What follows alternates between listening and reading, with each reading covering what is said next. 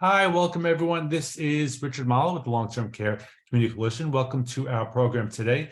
A little bit about LTCCC in case you're not familiar with us. We are a nonprofit, nonpartisan organization entirely dedicated to improving care and quality of life for residents in nursing homes and assisted living and other adult care facilities.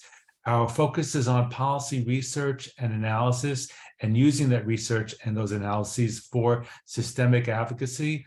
But more and more, especially over the past dozen years or so, we've been doing a lot of public education, such as programs like this and the materials on our website. We have a learning center, a family and resident and long-term care Amazon programs and information on our website.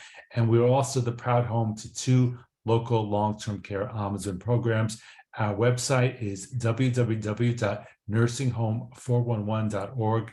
Everything on our website is free to use and share, and we welcome your using it. If you have any questions about it or any feedback for us, please always email feedback@ltccc.org. And again, before we get started today, just to mention a little housekeeping rules. If you have any questions, please put them in the Q&A. We will be leaving time at the end of the program for Q&A, and we'll be taking all the questions from the Q&A. You're welcome to use the chat for discussions amongst yourselves or with Eric and Haley, who are coordinating this program in our office, and they can help you as much as possible if you're having any technical issues. And without further ado, we're going to start today's program, Advocating for Justice, Understanding the Legal Rights of Nursing Home Residents. I'm really, both personally and professionally, happy and grateful to be introducing Deborah Chehowski. Deborah is an attorney who works on nursing home neglect litigation, and she's also a tremendous advocate. Deb has been a member of our board for many years and actually now president of our board for many years. And I remember when I met Deb, she came and spoke at one of our coalition meetings, probably a good 15 or more years ago. And I was just so impressed by her dedication and her knowledge about nursing home issues and her dedication to helping residents and families and to improving care, that I asked her to be on our board. And I'm really proud and grateful to have her here today, but also to get to work with her this many years. For materials from today's webinar, please visit nursinghome411.org/webinar-neglect-law. And again, for you or any of your colleagues, a recording of this program will be posted on that page, as well as our YouTube channel by the end of the week. And with that, I'm going to stop sharing and hand it over to Deb. Hi, Deb, and welcome. Thank you, Richard. Good afternoon, everyone. Richard, thank you for that wonderful introduction. Appreciate it very much. Great to be with everyone today. Let's see. So my screen share.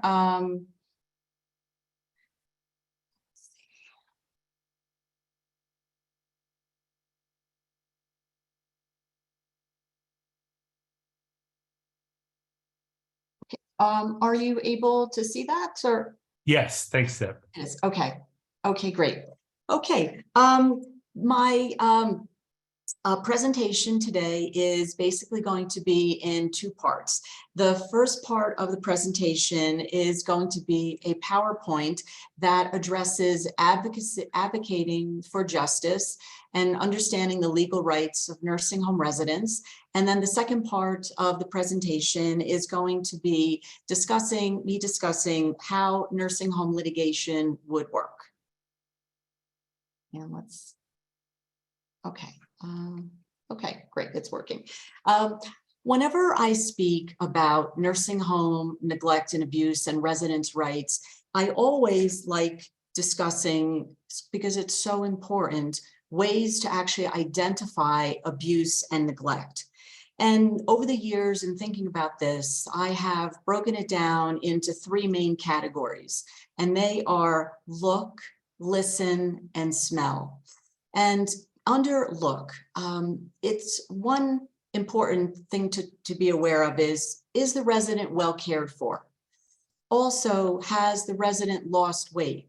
If the resident has lost weight, it's possible that someone isn't taking time to feed them, or maybe they are frightened or scared about something, and that's just affecting their overall condition. Also, does the resident have bruises or bed sores? Unexplained bruises could be just someone hitting themselves, banging themselves accidentally, or it could be that it is a sign of abuse. Bed sores also, if someone has bed sores, often is a sign of neglect. And I'll speak a lot more about bed sores in a few moments. Under the category of listen, what is the resident saying? Even if a resident has some cognitive decline, it doesn't mean that they can't communicate if they're being abused or they're being neglected.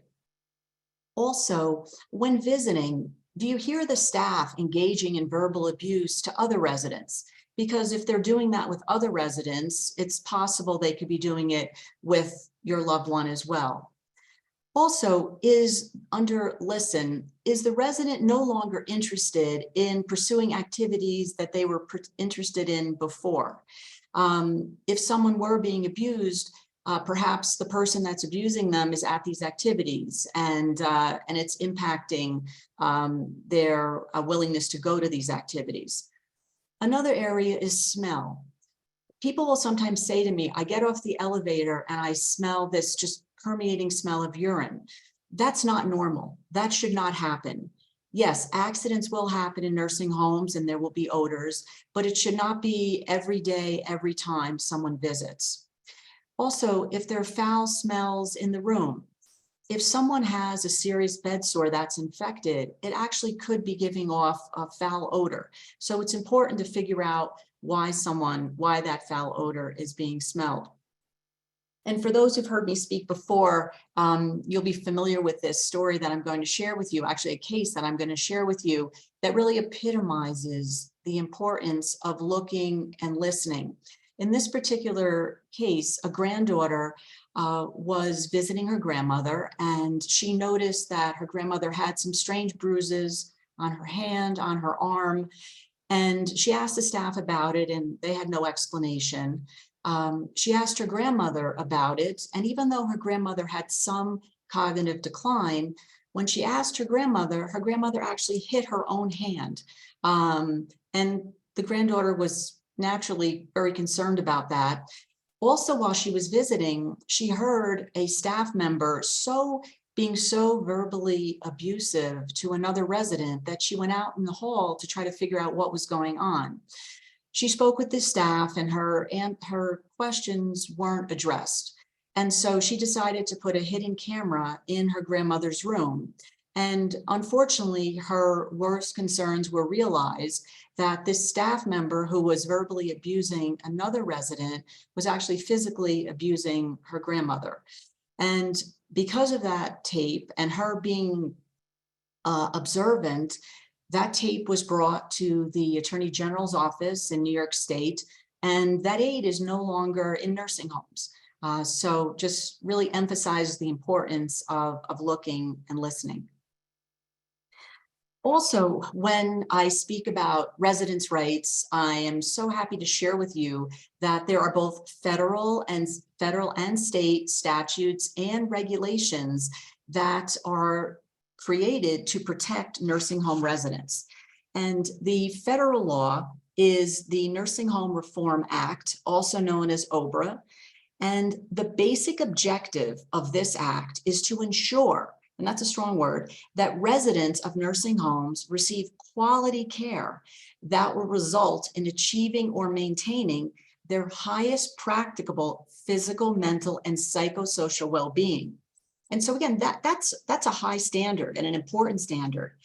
And in order to enforce this, a survey and certification process was established. Also, as I mentioned, there are federal regulations. There are also state regulations that establish specific standards and regulations governing nursing home care. And I'm going to speak about some of them today. When thinking about nursing home care, it's important to know that these federal regulations require a repetitive analysis in terms of a nursing home resident's needs and care. For example, when every resident goes into a nursing home and periodically after that, they need to be assessed to determine what is that specific resident's needs and risk factors. Then with that information that is obtained, a care plan or plan of care needs to be established, particularized to that particular resident, that addresses, again, their needs and risk factors that were identified in the assessment. And then importantly, and in that care plan, interventions are set forth that will meet the needs of the resident. And then importantly, most importantly, those interventions need to actually be implemented on a daily basis to make sure that residents' needs are being met. And the care plan needs to then also be updated periodically at certain intervals. And also if the resident's condition changes or if the resident sustains some type of injury.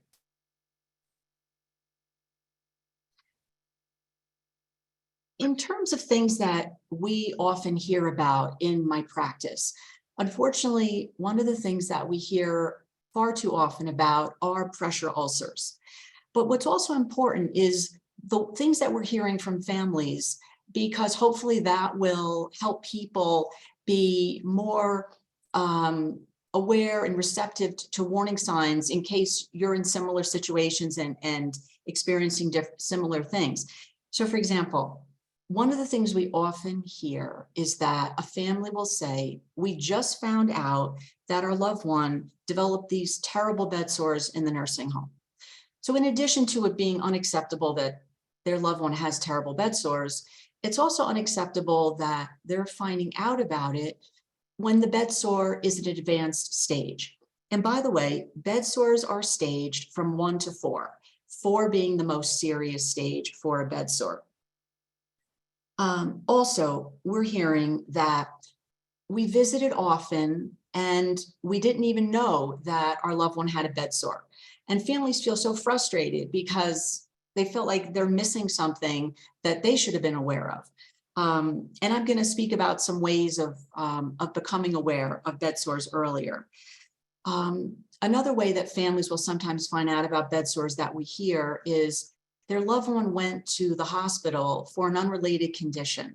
Let's say that they had a urinary tract infection.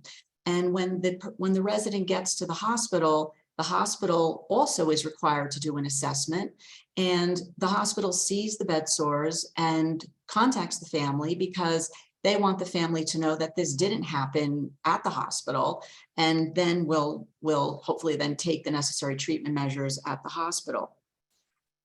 A common misconception that I hear over the years, which I like dispelling, is that pressure ulcers are just going to develop because residents are in bed or sitting all day.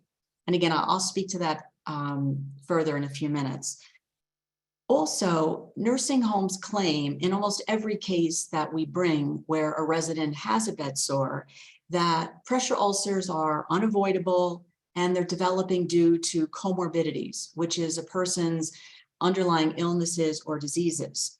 And what's so troubling about that statement when nursing homes make that statement is that they make it without addressing the care that was or wasn't given to that particular resident.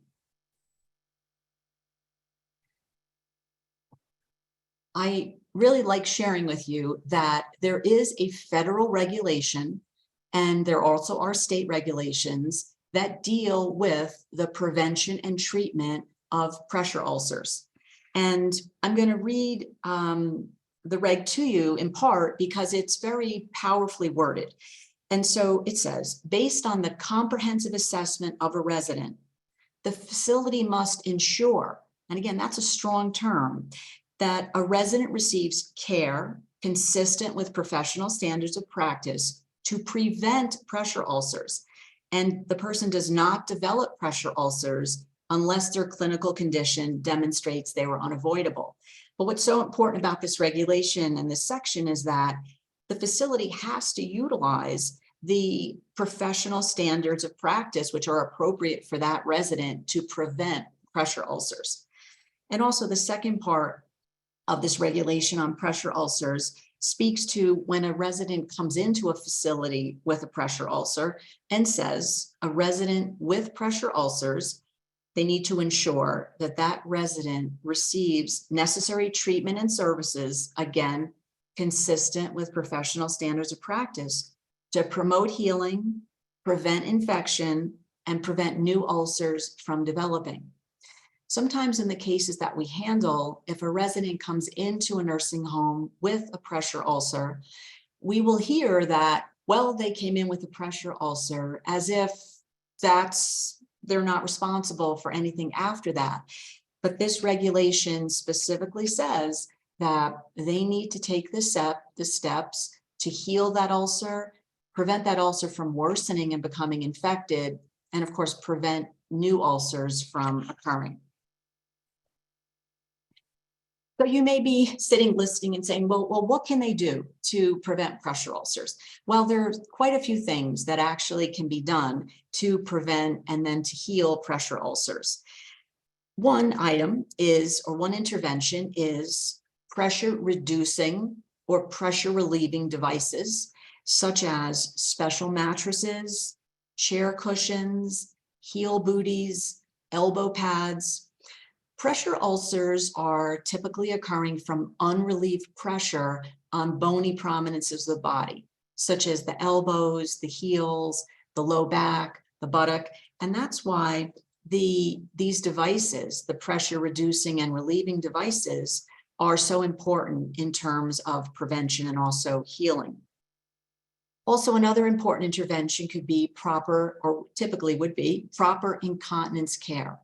And if you think about it, if someone is in an adult diaper that's wet and that is touching their skin and on their skin for hours, if someone isn't being given proper incontinence care, that is directly going to impact skin integrity.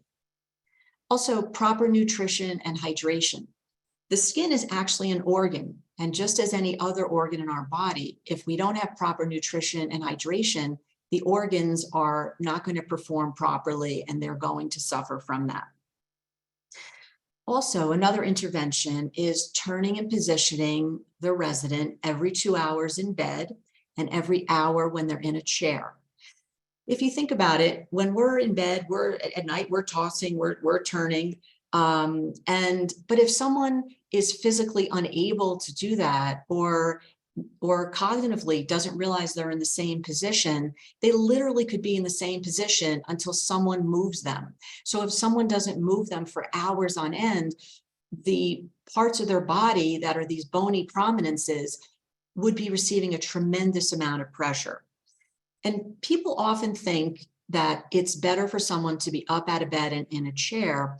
And for certain health reasons, that's absolutely true. But it's important to know that when someone is in a chair, there's actually a lot more pressure on the low back and buttocks areas than when someone is lying in bed. And that's why it's important to have the turning and positioning in the chair if someone can't do it themselves, as well as a pressure reducing or relieving device. Also, if someone has a pressure ulcer, then it's often important to limit the time out of bed, because as I just mentioned, there is a lot more pressure on certain body parts in a chair. Also, avoiding positioning on existing pressure ulcers. So it's important that the nursing home establish a turning and positioning schedule that is customized to that particular resident and what is going on with their body at that time. And of course, proper treatments if someone has wounds, to heal those wounds. And I just do want to remind everyone that each resident's needs are different, and those particular needs and conditions will determine which interventions are appropriate. Not every intervention is appropriate for every resident. Something else that we hear far too much of is our falls, that people are falling in nursing homes. And some of the things we hear surrounding falls are, my dad fell multiple times at the nursing home, and then this latest fall resulted in a fracture to his hip. And what's so important about that statement that we hear, that I just made, is that those prior falls are warning signs. They're important that the facility take action when that happens. When someone has prior falls, if they weren't a fall risk before, now they've become a fall risk. So as I was mentioning before, the care plan then needs to be reviewed and potentially updated, and possibly new interventions added if someone has been having falls. And each time someone falls, they need to reassess the situation to determine if there's something else that can be done in order to try to prevent a future fall. Also, we hear that families are contacted that their loved one keeps getting up unattended, and the facility is telling them, don't get up, use the call bell. And that always is so frustrating when I hear that, when a resident has cognitive issues and the facility's main intervention is to press the call bell. Well, the problem with that intervention is that once the staff person leaves the room, the person may not remember that they were just told to use the call bell. So if someone keeps getting up and isn't using the call bell, well, then again, someone needs to be reassessed, look at the care plan. What else can we be doing to prevent a subsequent event where someone is getting up unattended and then potentially falling as a result of that? Another common misconception I like dispelling is that residents, they're just going to fall. It's going to happen because they're frail and they have an unsteady gait. And again, hearing that without looking at what interventions are being done to try to prevent falls.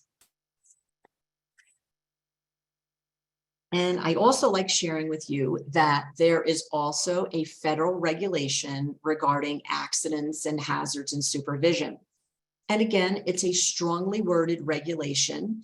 The facility must ensure, again, a strong word, that the resident environment remains as free of accident hazards as is possible, and that each resident receives adequate supervision and assistive devices to prevent accidents.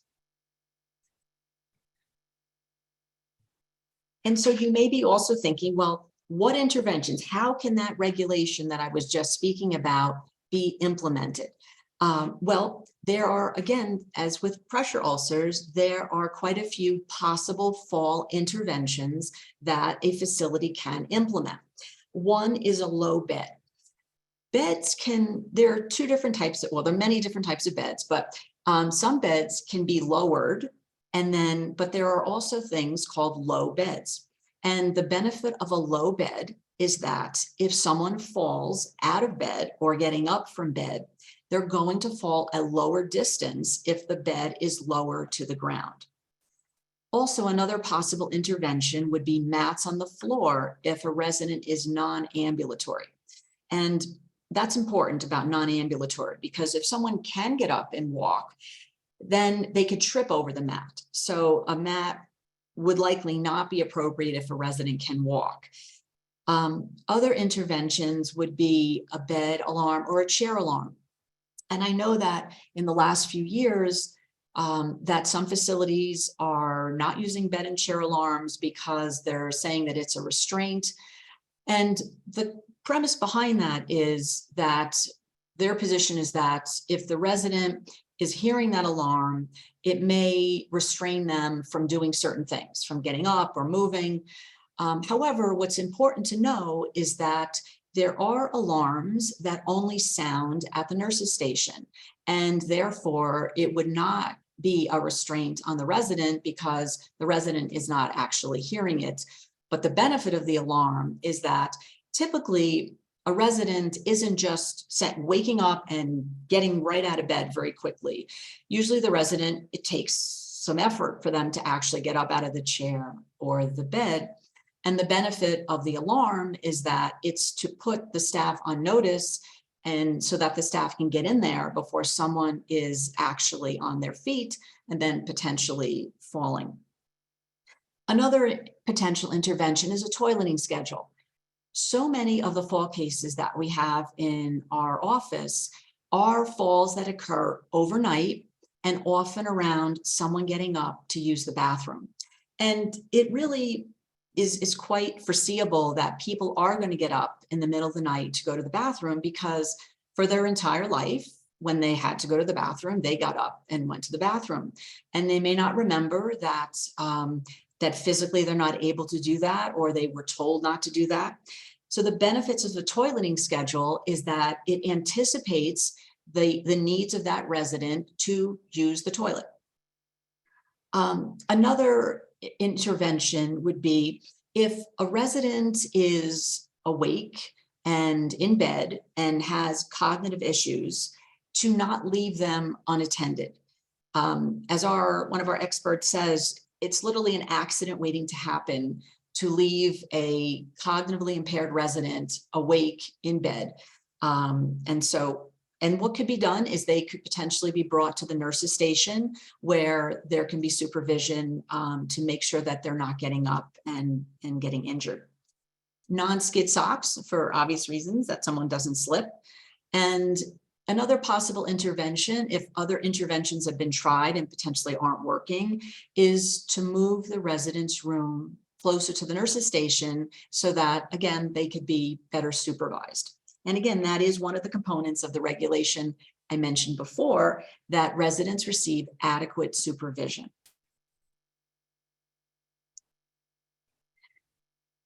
Something else that we hear about is malnutrition and dehydration. And we hear some of the scenarios we unfortunately hear about are where someone is losing a significant amount of weight, and the family is potentially bringing that to the facility's attention versus the facility becoming aware of that and investigating it and making the family aware of it. Also, and this is so heartbreaking, when family will come to visit and they'll see someone's food tray just out of reach of the resident, still covered and not touched. Also, staff removing a food tray that's only half finished without investigating why is that only half finished. Is it that the staff didn't have time to feed the person? Is it that the resident is refusing to eat anymore? And that would be something that would need to be investigated. Similarly, there is a federal regulation that deals with nutrition and hydration.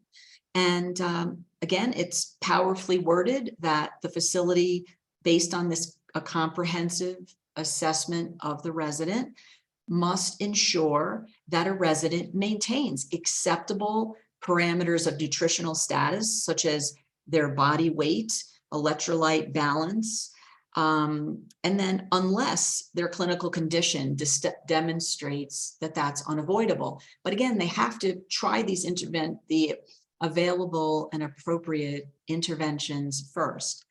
Also, that the resident is offered sufficient fluid to maintain hydration and health.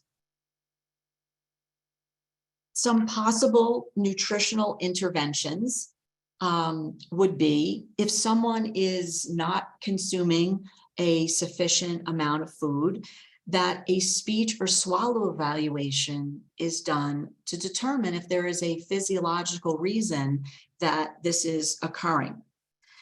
Also, if someone isn't eating or isn't eating as much, find out what their food preferences are, because that could encourage them to eat if it's things that they typically liked eating. Also, it goes without saying that the staff has to take the appropriate amount of time to feed the resident if the resident needs assistance. And I know with the staffing shortages that we're all seeing and that have gotten unfortunately worse, that this really creates the potential that that staff isn't going to have the proper amount of time to actually feed people. But as you know, what's so important to know about with staffing, and when we're seeing that there isn't sufficient staff and facilities, and staff themselves are complaining, we just don't have enough staff. That is clearly and obviously an unacceptable situation. Facilities should not be admitting residents unless they have the appropriate amount of staff to care for them, to have the time to feed them, to turn them, to toilet them. Another possible intervention is performing a 3-day calorie count to determine the actual caloric and protein intake for the resident. Supplements if the resident is not getting enough calories or protein. Also possibly a psychological evaluation, because perhaps someone isn't eating because they're depressed, and maybe there's a way to improve that. And artificial nutrition or hydration in certain circumstances would also be a possible intervention. And as I mentioned before, each resident's particular condition and needs are different, and their needs and condition will determine which of these interventions would actually be appropriate for them. When I speak about residents' rights, I also always like discussing ways to prevent abuse and neglect. And some examples of ways to do that would be being involved in the resident's care and asking questions. I know often facilities, nursing homes are so busy, they may not be encouraging questions, but nonetheless, if it's important to ask questions and be persistent, go with your gut instincts if you're concerned about something. Also, not leaving the room when the resident is being changed. And I'll speak just for a couple of minutes on this because I hear this so often. I hear that families are told that there's a rule that you must leave the room when someone is being changed. And I like sharing that there is no quote unquote rule that says someone has to leave the room. I believe the premise of nursing homes saying this to families is that if someone is going to be changed, they certainly have privacy rights. And that is absolutely true. However, if someone is the healthcare agent or someone is the guardian of the person appointed by a court, or in New York, we have the Family Healthcare Decisions Act that actually creates a surrogate decision maker if there is no healthcare proxy, or if the resident says, my son, my daughter, they can stay in the room, well, then you can stay in the room. And I think most often staff is telling families to leave the room because they're busy. They want to get in, do what they need to do and get out, which is understandable. And so what I suggest that families say is, I'm not going to get in your way. I'm just going to stay over here. But what's important when you're there is to look at the parts of the body that you don't typically see when your loved one has clothes on. Look at the low back, look at the hips, look at the heels, look at the elbows, because those are areas where pressure ulcers can develop. So if you see redness or open wounds, it's so important then to talk to the staff about what they're doing regarding that. Also ask about the resident's diet, activities, medication, just to get a sense of what's going on and how they're doing. Also, I think it's important to ask for the MARS, which stands for the Medication Administration Records. We have heard from families that when they obtain this document, that they see that their loved one is on medication sometimes that could be a mistake. Or sometimes a resident is on a psychotropic medication that the family wasn't told about. And that's probably could be a whole separate webinar on psychotropics and the sometimes inappropriate use of those drugs. So it's important from the MARS to know if your loved one is on it, and then you can investigate that further. Also, very important to attend care plan meetings if at all possible. It's an opportunity at those care plan meetings to hear about what the facility is focusing on, how they're going to address the residents' particular needs and conditions. Also, if you are asking questions and not getting answers, don't be put off by that. Just keep going up the chain of command at the nursing home until you're able to get answers that are satisfactory. The Ombudsman program is also a very important resource. It is a federal program that each state then administers, and the ombudsmen are a wonderful resource and meant to be a liaison between the resident, the family, and the facility. Also, there are some great websites that have information that is important to know about different nursing homes. There's the Medicare.gov site that you see the link for. Also, as I think was mentioned before, LTCC has just a wonderful website, nursingHome411.org, that has just a wealth of information, including about complaints, infections, ratings, staffing, really important things to look at. When looking at Medicare.gov, it's important to know how to interpret the data on that website. So they use a star rating, with star rating from 1 to 5, 5 being the best.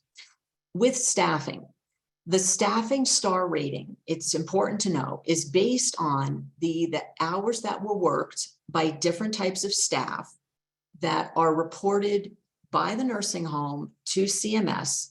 And then with that information, CMS calculates a ratio of staffing hours per resident per day and the staff turnover rate. In my opinion, staffing is one of the most important indicators for quality care. And it makes sense. If a facility can create, as I mentioned before, a great care plan, put all the important interventions, but if there isn't sufficient staff to actually implement them on a day-to-day basis, how can that resident receive quality care? Another star rating on the CMS site is the health inspections. And it's good to know that that rating is based upon each nursing home's current health inspection, 2 prior inspections, also the findings from the most recent 3 years of complaint inspections, which are inspections that are done following someone filing a complaint, and 3 years of infection control inspections. It's important, if at all possible, to try to select a facility with a 5-star rating. Although, I know that's not that easy, there are not that many of them anymore, but it's still important to strive for that, at least a 4 or 5 in terms of star rating with respect to staffing and health inspections. It's also important to know that the quality star rating is predominantly self-reported by facilities. The overall rating, when you go on to Medicare.gov and you pull up a particular nursing home, it's going to have an overall rating. It's good to know that that rating, overall rating, is based upon the health inspections rating, staffing, and quality measures. If the quality measure is inflated potentially because it's self-reported, that could skew the overall rating and make it appear higher than it actually is. So that's why it's important to look deeper and look at the staffing ratings and the health inspection ratings. Some additional tips on selecting a nursing home are to go and see the facility, and preferably unannounced. I don't think anything can replace just going there and experiencing it for yourself. And not only when you go, to look in the common areas. We have seen that a lot of nursing homes have spent a lot of money on the common areas, and they look like resorts. However, the unit or floor that your loved one may be placed on may not look like the lobby or the common areas. So it's important to actually see that. And when you are on the floor, try to observe as much as possible, how is the staff responding to the residents that are there on the floor already? And look at the cleanliness of the facility, because obviously that's just so important for so many factors. Okay, that concludes the portion of the PowerPoint, of the presentation, I should say, with respect to residents' rights. And now what I would like to speak to, is how nursing home litigation works. So if a family suspects that neglect or abuse has caused an injury or death to their loved one, they may wish to pursue nursing home litigation. The first step in pursuing nursing home litigation would be typically to contact a law firm. The family would reach out to a law firm. And I do just want to give just one caveat as I speak about nursing home litigation, that it is important to note that each law firm may practice slightly differently, and the laws and procedures in each state can be different. I will provide as general an explanation as possible of the nursing home litigation process, but I do practice in New York State. So when a family reaches out to a law firm to discuss a possible case, the law firm will typically ask the family member questions about what is their understanding of the neglect or abuse that occurred, and what injuries their loved one sustained as a result of this neglect and abuse. And with this information, the law firm can then determine if they feel it's something that they can assist with. When a law firm is accepting a case, it's important to determine who can actually retain the law firm. The resident, of course, can if he or she is competent. And families often think if a resident is incompetent, that if someone is the spouse of the resident or a child of the resident, that they can retain the law firm. However, without some type of legal authority, they actually can't. Some examples of legal authority would be if someone was an agent or attorney in fact under a power of attorney. Also, if someone is guardian of the resident's property as appointed by a court. If the resident is deceased, if the court has appointed someone as the executor or administrator of someone's estate. What's good to know, even if no one at that point has legal authority, as I was just explaining, if a family member has the legal ability to obtain a resident's medical records, the law firm can still conduct an investigation to see if it's something that can be pursued. Now, to have legal authority to obtain a resident's medical records, someone would need to be either the healthcare agent, guardian of the person as appointed by the court. In New York State, we have, as I mentioned before, the Family Healthcare Decisions Act. And under that act, someone could become the surrogate decision maker, which would allow them to obtain medical records. And in New York State, also, if someone is a distributee of someone who passed away, which would be an immediate relative, in New York State, a distributee can also obtain a resident's medical records if they passed away. As part of the retention process of a client retaining a firm, a client will typically sign a retainer agreement that addresses how the law firm is going to be paid. Different states will have different fee structures. In New York State, though, nursing home neglect and abuse cases are typically accepted on a contingency fee basis, which means that the law firm is only paid at the conclusion of the case if there's actually recovery on behalf of the resident. And so that's important to know that the client or the family is not paying any type of upfront legal fees. Once the law firm is retained, an investigation is going to begin. The first step in our firm is that we would be obtaining the necessary medical records. And when we obtain those records, we can't just obtain abstracts. We need the complete record from all of the involved facilities to be able to review the care that was provided. For example, if a person fell at home and fractured their hip, they then went to the hospital to get care, a bed sore developed at the hospital, The person was then transferred to short-term rehab. Unfortunately, the bed sore worsened, became infected, and then they were transferred back to the hospital for care. In that particular scenario, we would need the records from the first hospital, the rehab center, the hospital someone returned to, and typically the ambulance records for the transports to the different facilities. And once we obtain the complete medical records at our firm, we're having them reviewed by either or both a nursing expert and a medical expert who are experienced in nursing home and hospital care and treatment. And the experts are reviewing the records to basically determine when, where, and how a particular injury or injuries occurred. Then once the expert completes their review, we share those findings with our client, and we then make recommendations of which facilities should be sued, if any. The next step then would be the lawsuit.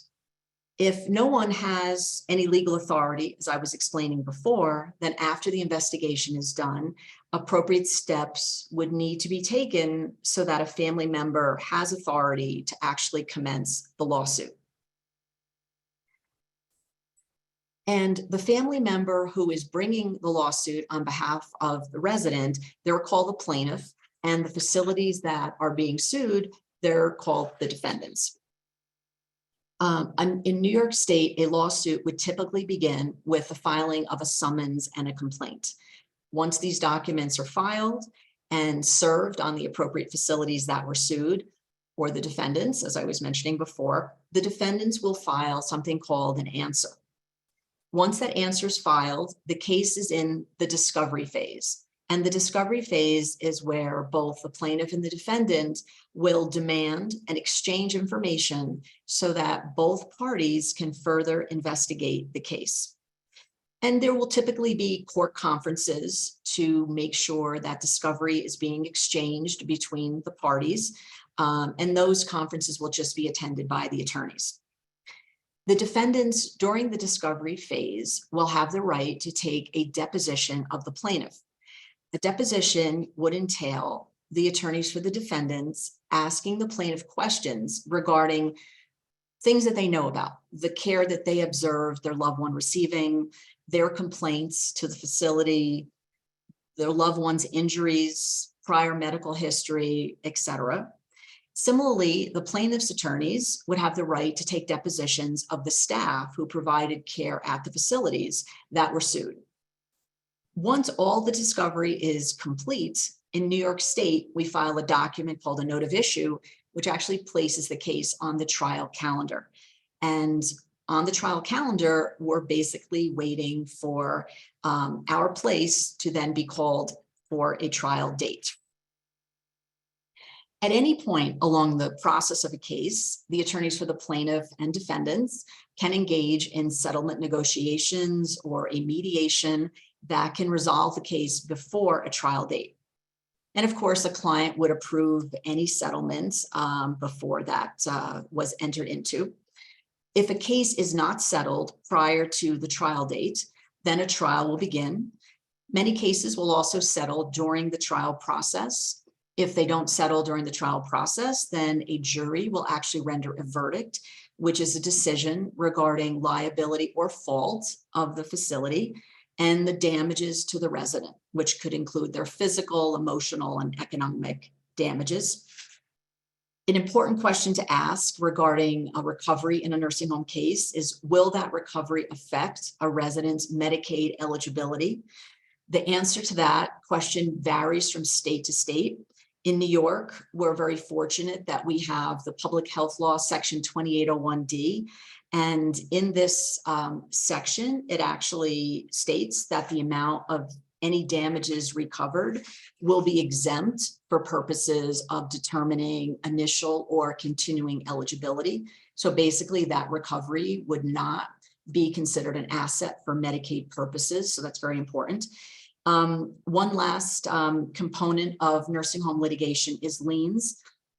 Different providers such as Medicare, Medicare Advantage providers, Medicaid, may be able to place a lien on a case or someone's estate if they're deceased based upon a variety of factors. So that would be something to speak with an attorney about.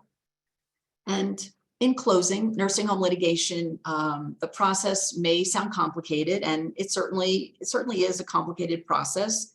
But what I like to advise our clients is that's why they've hired a law firm.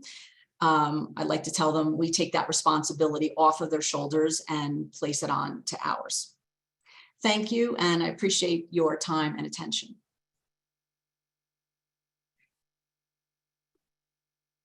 Deb, thanks so much. Wow, that was so much interesting and meaningful information. Really appreciate it. I am going to share my screen now. I wanted to, before we move on, and we have a lot of questions, just quickly take everyone to our website. This is again nursinghomes411.org, and I'll just go back to our main page. You can see here, this is our main page, and just very quickly on the Learning Center, we have a lot of different things, but that includes fact sheets, and this is the one on pressure ulcers that I actually just had up. And it provides a lot of the information. It's taking a little bit long to load up now. Sorry about that. Here we go. That Deb just spoke about. So I'm going to make it bigger. It includes the law and the citation to the Code of Federal Regulations. That's what CFR is, and also the FTEG 686.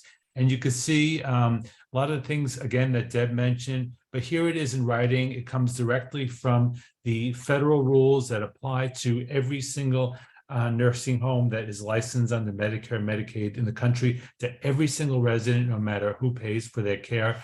And these fact sheets, such as this one, can be really useful if you are advocating for your residents and to also understand what is going on in your facility. For instance, if your facility has been cited and it's FTEG 686, as you can see here, this you can go back and see, okay, what is the facility being cited for, and what are they expected to do? And this is something that family councils and resident councils and ombudsman and those working with them can use to understand and to advocate for their residents. So I'm just going to move on very quickly back to our the rest of our presentation, if I can find it. There we go.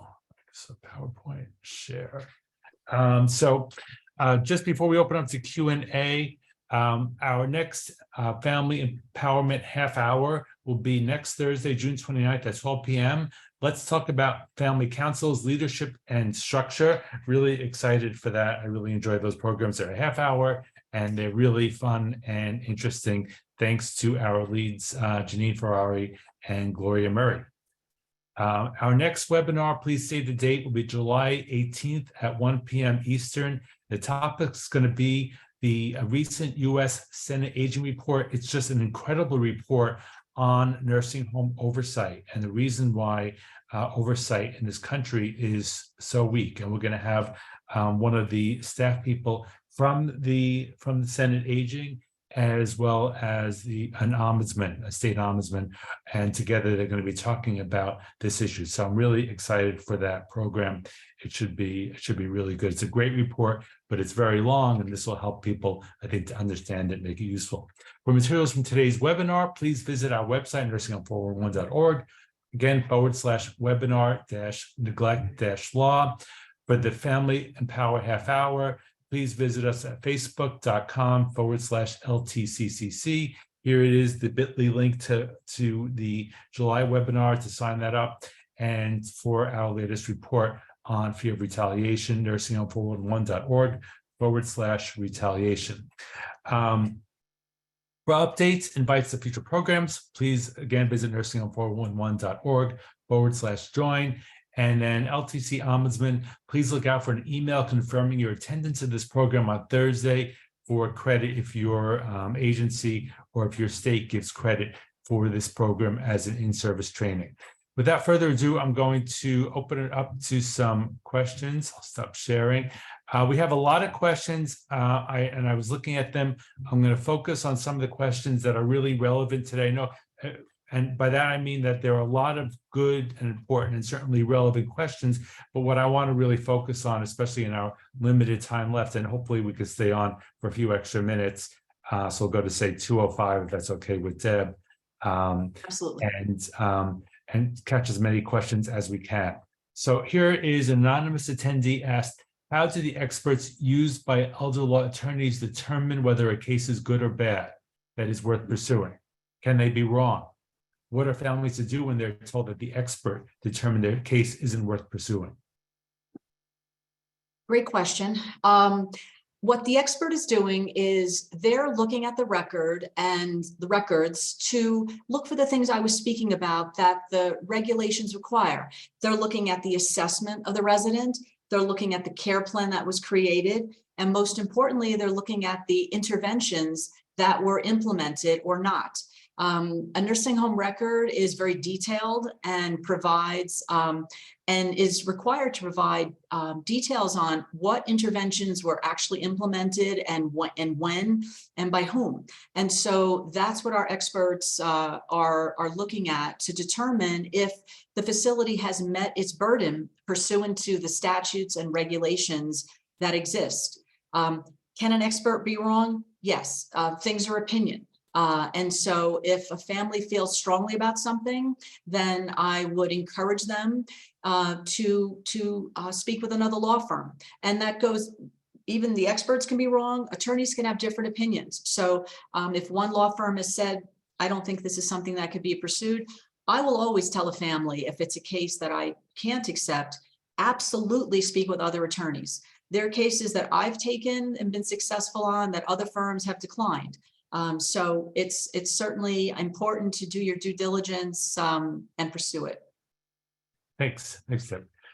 Vicky Loguercio, I hope I'm pronouncing your name correctly, asked, how often should the care plan be revisited and updated?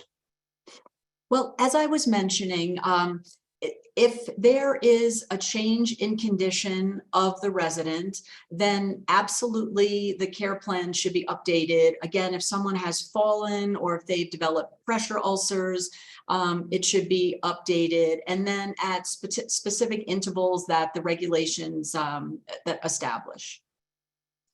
Thanks, Deb. Anonymous attendee asked, I have heard that if a resident falls out of bed or out of a chair, it's the resident's fault that the injury occurred. Is this a true statement and a way that nursing homes avoid accountability? My mother fell 4 times in 2 weeks, which resulted in head injuries. That's so disturbing. First of all, I'm so sorry to hear that that happened to your mother. It's so upsetting to hear that the nursing home is blaming your mother. As I mentioned, they have an obligation to assess your mother for all her risk factors. And maybe before the first fall, she wasn't a fall risk. However, once she fell, she became a fall risk. So at that point, they need to reassess her, update the care plan, potentially have new interventions to determine, figure out, why did she fall out of that chair? You know, is she over medicated? Is she getting up to go to the bathroom? Why did she fall out of that chair? The only way they can determine what interventions are appropriate is to investigate why it happened. And based on that investigation, they need to then come up with a plan to try to prevent that from happening again. Thanks, Deb. Melody Taylor Stark actually had an interesting comment / question. Alarms at nurses' station, great idea, but with short staffing, the nurse stations are often unattended. They always have cell phones. An alarm connected to an app would be great. Anyone know if they exist? I don't, but that's a great question. I don't know either, but I'm going to look into that. That's a great question. And in this, with technology that exists today, I would agree that that would seem to be an appropriate way of addressing that. Thanks. We had a question from Gary Bennett about the requirements for family councils, and I would just encourage Gary and everyone else to please visit our family empowerment page. We do a lot of work helping people to set up family councils and know their rights about them. An anonymous attendee said, my mother was given antipsychotic drugs to keep her calm. She didn't start falling until she was given medication. They started with Ativan and increased to Haldol after her second open head wound resulting in multiple sutures. These homes, I was told, were protected from litigation because of COVID guidelines, keeping families out. Is this true? Well, each state, to my knowledge, there was no federal legislation that that prevented people from suing a nursing home for a particular act of neglect or of neglect. Different states had legislation. New York, for example, had legislation that provided immunity, and it's under certain circumstances, it's somewhat involved. So I don't want to take too much time to explain it, but different states can have legislation. It was for a finite period that was repealed completely in New York. I believe it was March or April of 2021. It was drastically curtailed in August of 2020. But there were certain exceptions. Certain states didn't have any immunity legislation, as far as I know. And there were exceptions to the immunity, I know, at least in New York State.